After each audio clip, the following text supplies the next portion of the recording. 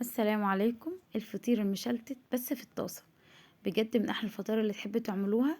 هنعمل له فطير مشلتت مقرمش جدا من بره ومورق من جوه، من غير فرن ولا اي حاجه، في الطاسه بجد كان تحفه.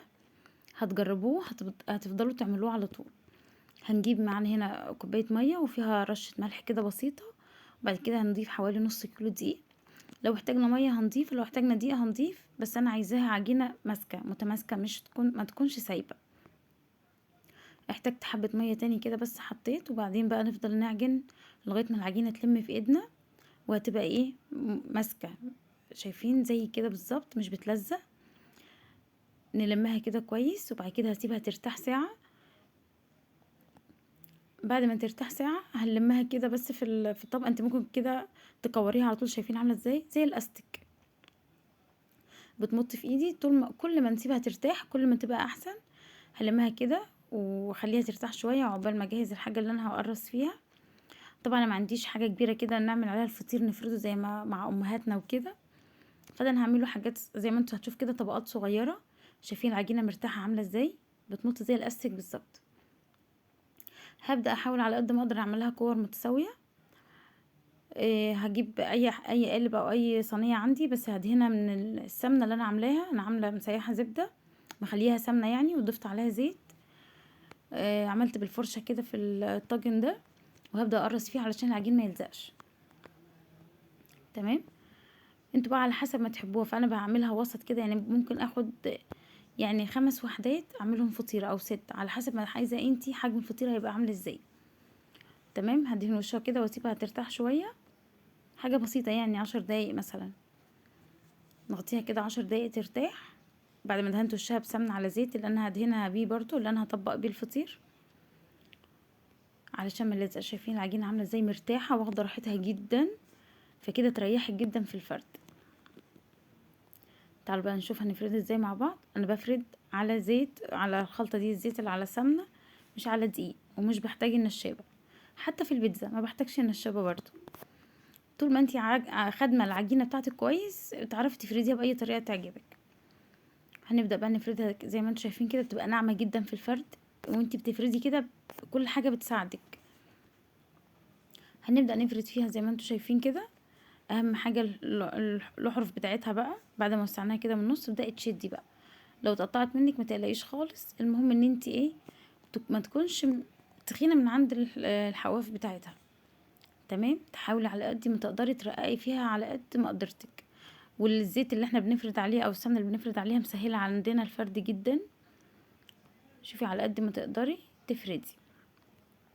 انا مقطعه كور صغننه كده على قد ما انا اخد راحتي على الحاجه اللي انا بفرد عليها، على الرخامه بقى انتي، على صينيه، على اي حاجه. هبدا بقى ادهن زيت على سمنه زي ما تحبي. حط كده، بدهن كده بحيث ان ايه، شفتي الحته اللي بلاقيها ممكن تكون تخينه بفردها زي ما انت شايفه كده، لان هي معموله على سمنه فبتبقى سهله. تفردي الحته اللي تحسي ان هي تخينه، فرديها بايدك كده بتتفرد عادي. كل بقى ما تطبقي حته لازم تدهنيها سمنه. الفرشه دي بتختصر في السمنه جدا على فكره. بحط فرشه في السمنه وارجع اطبطب بيها كده على الفطير.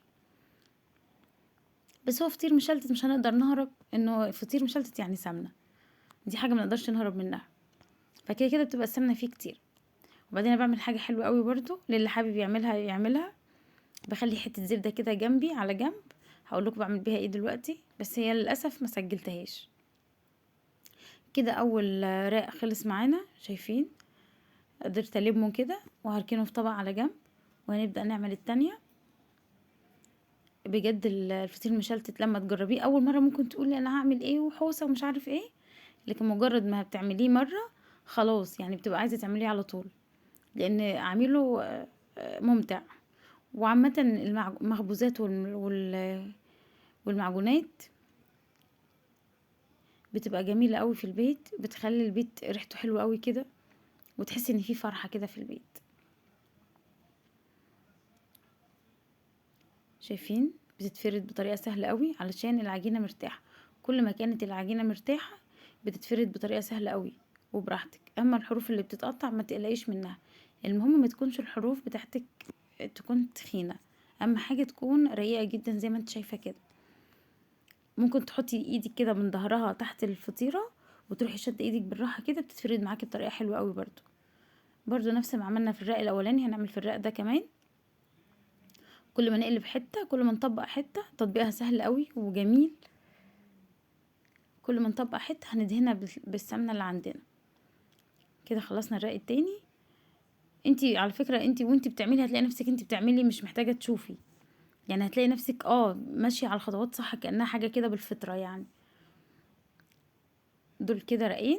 ده كمان راق على حسب انتي بقى ما تحبي، على حسب ما حجم الفطيره انتي عارفاه ان كده في الطاسه تمام، هيبقى تمام. مش تخينه قوي ومش رفيعه قوي، مش رقيقه يعني قوي. هتعملي الرق بتاعك او الفطيره بتاعتك. هنبدا كده بقى، شايفين بجد بتتفرد بطريقه سهله وسريعه قوي. انا كنت بحط واحده تستوي على النار، وبكون بفرد في حاجه تانية. شايفين الحته اللي تلاقيها كمان مش عاجباكي وعايزه ترقيها كمان، تدوسي بس تضغطي عليها بايدك كده وتوسعي، هتلاقيها بتوسع. اما تشد لازم تشديها من ناحيه الحروف. كده شديناها كده تمام. ده الرق التالت. شايفين حجمها زاد علشان كذا رق على بعضه. طبعا امهاتنا بيفردوا الفطيره الكبيره دي مره واحده، وبيطبقوا هي الطبقه فطيره يعني. بسم الله ما شاء الله، ربنا يديهم الصحه يا رب. كل راق لازم ما تنسيش تدهني سمنه علشان تطلع مورقه. هو ده التوريق في كده، انك تدهني على طول بين كل طبقه سمنه. شايفين. هنجيب بقى طاسه، ونحط برضو من الخلطه اللي احنا عاملينها اللي هي سمنه على زيت، وهندهن الطاسه بالفرشه. الفرشه دي بجد حلوه قوي للسمنه، بجد بتوفر سمنه بطريقه فظيعه، وبتوزعها بطريقه حلوه قوي. انا مش بسخن الطاسه الاول، انا بحطها وادهنها، وبعد كده افرد فيها الفطيره بتاعتي. بتتفرد برضو سهل قوي. تقعدي تطبطبي عليها كده بحته سمنه برضو تاني. احنا اتفقنا من الاول ان الفطير مشلتت يعني سمنه، مش هنقدر نهرب من السمنه. تبداي تبططي بقى فيها كده، وبتحطيها على النار. انا بحطها الاول على نار عاليه، وبعد كده بهدي عليها شويه. بتبقلل بقى يعني، عارفه بتبقلل كده من فوق زي العيش اللي بيقعد يقب كده ويتنفخ. تعرفي ان فعلا العجينه بتاعتك حلوه قوي. يعني مش بتاخد وقت، يعني بتاخد 10 دقايق تقريبا، وتهدي عليها شويه ما بتكملش. و10 دقايق على الناحيه التانية، يعني كل جنب ياخد تقريبا 10 دقايق، ربع ساعه مثلا، مش بيكمل ربع ساعه. بجد طلعت تحفه. دي سخنه مولعه، انا مش عارفه امسكها اصلا. شايفين مش عارفه افتحها اساسا من السخونه، بجد كانت تحفه. دي كمان بالنسبه لي كانت تخينه، انا بحبها رقيقه عن كده، يعني بحب السمك بتاعها ارفع من كده. جربوها مش هتندموا، سهله جدا. شايفين عامله ازاي؟ ما تنسوش اللي يجربه ويدعيلي. ما تنسوش اللايك والشير لو عجبكم الفيديو. شايفين التوريقه؟ عسل اسود بقى وجبنه قديمه. يلا بقى، سلام عليكم.